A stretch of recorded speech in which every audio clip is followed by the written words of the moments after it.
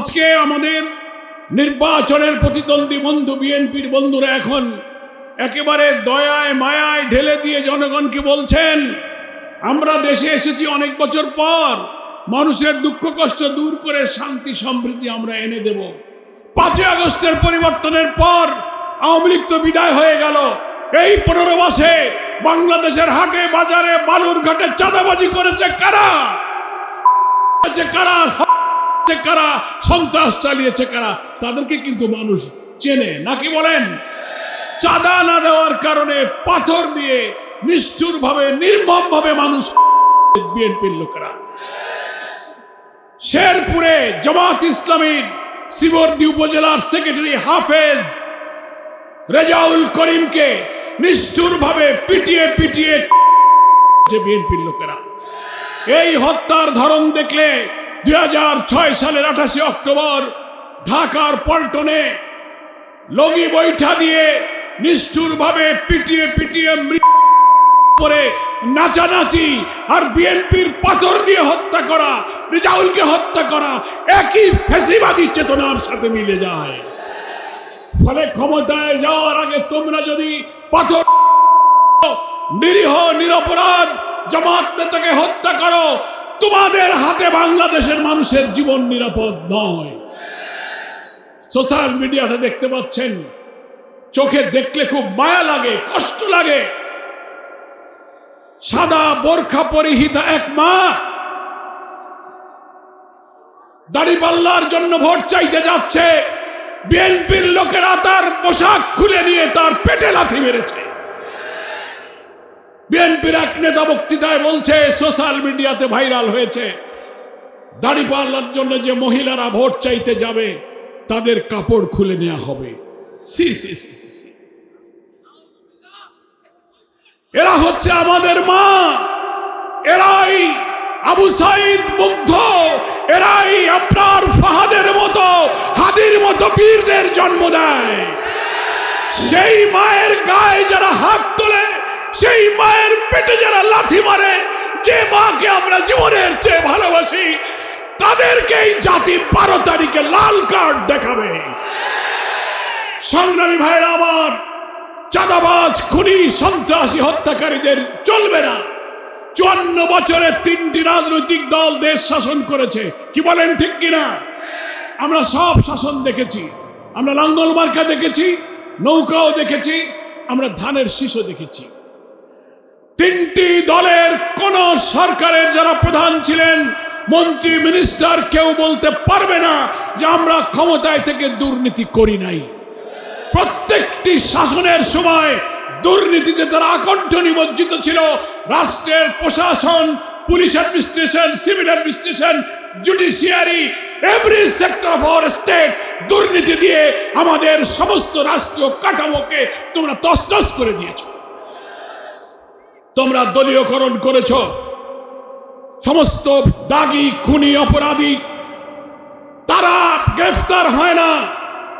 রাজনৈতিক প্রতিহিংসার কারণে সমস্ত সৎ মানুষ, নেক মানুষ, যারা জীবনে মিথ্যা বলেনি, হারাম খায়নি, সেই সব মানুষকে রাজনৈতিক উদ্দেশ্যে মামলা দিয়ে বছরের পর বছর কারাগারে আটকে রাখা হয়েছে। তাদের জামিন হয় না। সরকারের উচ্চ ক্ষমতার জায়গা থেকে ম্যাজিস্ট্রেট কোর্ট, জজ কোর্ট, ইভেন সুপ্রিম কোর্ট পর্যন্ত ইন্টারাপ্ট করা হয় যে এদের জামিন দিও না। জামিন দিলে আবার জেল গেটে গ্রেফতার করা হয়। ফলে বিচার ব্যবস্থায় তারা হস্তক্ষেপ করেছে, দুর্নীতি করেছে, ভিন্ন মতকে দমন পীড়ন করেছে। শুধু সরকারি দল ছাড়া অন্য কোনো দল যারা করবে, তাদের সন্তানদের বা তাদের চাকরি বাকরি, ব্যবসা বাণিজ্য, বিসিএস ক্যাডার, পুলিশ সার্ভিস, শিক্ষা প্রতিষ্ঠান, স্কুল কলেজ, কোথাও তাদের চাকরি হবে না যদি তার দলের লোক না হয়। রাষ্ট্রটাকে দলীয়করণ করে তারা শেষ করে দিয়েছে। ব্যবসা বাণিজ্য, অর্থনীতি, আমদানি রপ্তানির প্রতিটি জায়গায় সিন্ডিকেট করা হয়েছে। ফলে 11 দল আমরা সিদ্ধান্ত নিয়েছি, যদি মহান আল্লাহ তাআলা আমাদেরকে সাহায্য করেন আর জনগণের ভালোবাসা আমরা যদি পাই, আমরাই দুর্নীতি মুক্ত একটা corruption free economy, corruption free স্টেটকে আমরা গড়ে তুলব ইনশাআল্লাহ। যে রাষ্ট্রে দুর্নীতিকে আমরা ঝেঁটিয়ে বিদায় করব, যে রাষ্ট্রে নৈতিকতার ভিত্তিতে একটি সমন্বিত শিক্ষা ব্যবস্থা তৈরি করে তরুণ প্রজন্মকে আমরা জনসম্পদে পরিণত করব, জ্ঞান বিজ্ঞান উৎপাদনমুখী শিক্ষা, কারিগরি শিক্ষা, জ্ঞান বিজ্ঞানের আধুনিক প্রযুক্তিতে উৎকর্ষতা সাধন করে স্বাধীনতার লাল সবুজ পতাকাকে দুনিয়ায় আমরা সম্মানিত করব। সংগ্রামী তিতাসবাসী, আমরা সিদ্ধান্ত নিয়েছি ব্যবসা বাণিজ্য, স্বাস্থ্যসেবা, কৃষিক্ষেত্রে অসাধারণ নতুন পরিকল্পনা নিয়ে আমার এই সোনার বাংলাকে আমরা সাজিয়ে তুলতে চাই। আমাদের প্রিয় নেতা, বাংলাদেশ জামাত ইসলামীর সংগ্রামী আমির, 18 কোটি মানুষের নন্দিত নেতা, নতুন বাংলাদেশের স্বপ্ন সারথী ডাক্তার শফিকুর রহমানের নেতৃত্বে, ডাক্তার শফিকুর রহমানের নেতৃত্বে, ডাক্তার শফিকুর রহমানের নেতৃত্বে আমরা একটি মানবিক বাংলাদেশ গড়তে চাই। আমাদের সাথে আছে 6টি ইসলামী দল যারা ইসলামী চেতনা ধারণ করে। আমাদের সাথে আছে জুলাই যোদ্ধা, জুলাইয়ের সংগ্রামী চেতনা ধারণকারী একদল অকুতভয় তরুণের দল। আমাদের সাথে আছে মুক্তিযুদ্ধের কমান্ডার শহীদ রাষ্ট্রপতি জিয়াউর রহমান যখন জীবিত ছিলেন তার জীবদ্দশায় বিএনপির সিনিয়র মন্ত্রীদের মধ্যে একমাত্র এখন জীবিত সিনিয়র নেতা ডক্টর কর্নেল অলি আহমদ বীর বিক্রম, যার নেতৃত্বে এলডিপি গঠিত হয়েছে, তিনিও এই 11 দলের মধ্যে আছেন। এই ছাড়া আর অনেক দেশপ্রেমিক দল আছেন। আমরা মনে করি 11 দলের মধ্যে যেমন ইসলামী চেতনা, জুলাইয়ের চেতনা, মুক্তিযুদ্ধের চেতনাকে আমরা ধারণ করেছি। এখন চারিদিকে দাড়িপাল্লা, শাপলা কলি, দেয়াল ঘড়ি, ছাতা, বিভিন্ন প্রতীকের জোয়ার দেখে আমার বিএনপির বন্ধুদের মাথাটা একটু খারাপ হয়ে গেছে। ওনারা সন্ত্রাসের পথ বেছে নিয়েছেন। এতদিনের জমানো দুর্নীতির টাকার বস্তা খুলে দিয়ে কালো টাকা দিয়ে মানুষের বিবেক কিনতে চায়। প্রিয় ভাইয়ের আমার, আমাদেরকে এই কালো টাকায় লাথি মারতে হবে, দুর্নীতিকে লাল কার্ড দেখাতে হবে, নতুন বাংলাদেশ আমাদের গড়ে তুলতে হবে। আপনারা কি সবাই রাজি আছেন? আমরা যদি এবার ভুল করি, এবারও যদি ইলেকশন ইঞ্জিনিয়ারিং করে কালো টাকা দিয়ে প্রশাসনের নির্লজ্জ পক্ষপাতিত্বের মধ্য দিয়ে আমাদের রায়কে আবার ছিনিয়ে নেওয়া হয়, আমাদের ভবিষ্যৎ প্রজন্মের জীবন থেকে আর দুর্ভোগ কোনোদিন যাবে না। তাই ডু অর ডাই প্রতিজ্ঞাবদ্ধ হয়ে 12 তারিখে 11 দলের পক্ষে আমাদের রায়কে নিয়ে বিজয় মিছিল করে আমরা ঘরে ফিরবো ইনশাআল্লাহ।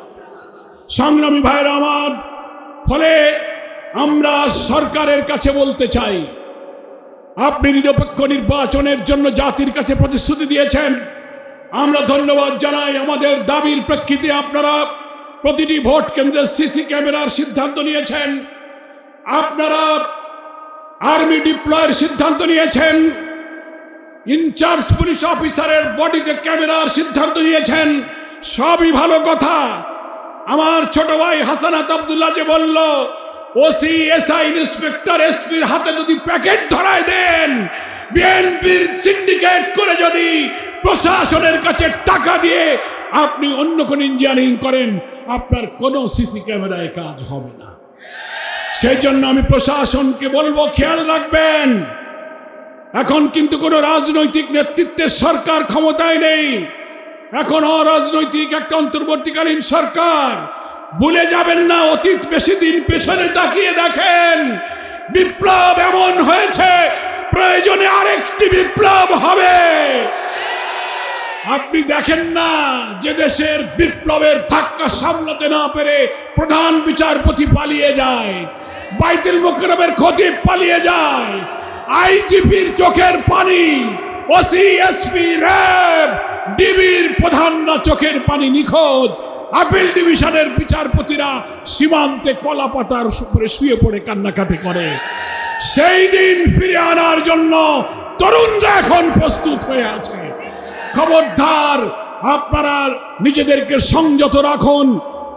এক্ষুনি আপনারা সংযত হয়ে 18 কোটি মানুষের আকাঙ্ক্ষা, সহস্রাধিক মানুষের জীবন, হাজার হাজার মানুষের ক্ষতবিক্ষত দেহ নিয়ে যারা হাজারি করছে একটি মুক্ত স্বাধীন সমৃদ্ধ বাংলাদেশের জন্য, তাদের স্বপ্ন পূরণকে আপনি যদি বাধাগ্রস্ত করেন, ইতিহাসের কালো অধ্যায় আপনাদেরকে আমরা নিক্ষেপ করব। প্রিয় ভাইরা আমার, সেই জন্য আসুন এই তিতাস হোমনা আসনে বাংলাদেশ জামাত ইসলামীর সম্মানিত আমির ডাক্তার শফিকুর রহমান, যে সংগ্রামী জনপ্রিয় জননেতা, অত্যন্ত মানবিক নেতা, যার মধ্যে আল্লাহ তাআলা অনেক দক্ষতা যোগ্যতা দিয়েছেন, বাংলাদেশ জামাত ইসলামীর কেন্দ্রীয় মজলিসে শুরার সদস্য আমাদের নাজিমউদ্দিন মোল্লা ভাইকে দাড়িপাল্লা প্রতীক দিয়ে আপনাদের কাছে পেশ করেছেন। আমি এখন দাড়িপাল্লা প্রতীক ডাক্তার শফিকুর রহমানের পক্ষ থেকে তার হাতে তুলে দিয়ে আপনাদের কাছে ওয়াদা চাই, আপনারা 12 তারিখে বিজয়ের মেলা, কই নাজিমউদ্দিন মোল্লা, বিজয়ের মালা পরিয়ে তাকে পার্লামেন্টে পাঠাবার জন্য কি রাজি আছেন? মার্কা কি আছে? কোন সে মার্কা? কোন সে মার্কা? কোন সে মার্কা? জাযাকাল্লাহ খাইর। আমাদের আজকের এই নির্বাচনী সমাবেশে জুলাই যোদ্ধা শহীদ সুলতান ব্যাপারীর ছেলে মোহাম্মদ সাকিবুল হাসানও আজকের এই নির্বাচনী সমাবেশে এসেছে। এই তিতাসের জুলাই শহীদ সুলতান ব্যাপারীর ছেলে, কই সাকিবুল হাসানকে একটু পরিচয় করাই দিই। এর আব্বা শহীদ, জুলাই শহীদ সাকিবুল হাসান, ওর জন্য আপনারা সবাই দোয়া করবেন। এই সব শহীদের রক্তের ঋণ শোধ করার জন্য আমাদেরকে একটি নতুন বাংলাদেশ নির্মাণ করতে হবে। সকলকে ধন্যবাদ যারা দীর্ঘ সময় ধরে কথা শুনলেন। অনেক নেতৃবৃন্দ ছিলেন, সময়ের জন্য অনেকে বক্তব্য রাখতে পারেননি। আমি তাদের প্রতি কৃতজ্ঞতা জানিয়ে দেশবাসীর কাছে দোয়া কামনা করে আমার নিজের জন্যে, আমাদের আমিরে জামাত 11 দলের শীর্ষ নেতৃবৃন্দের জন্য দোয়া কামনা করে আমি আমার বক্তব্য শেষ করছি। আল্লাহ হাফেজ। বাংলাদেশ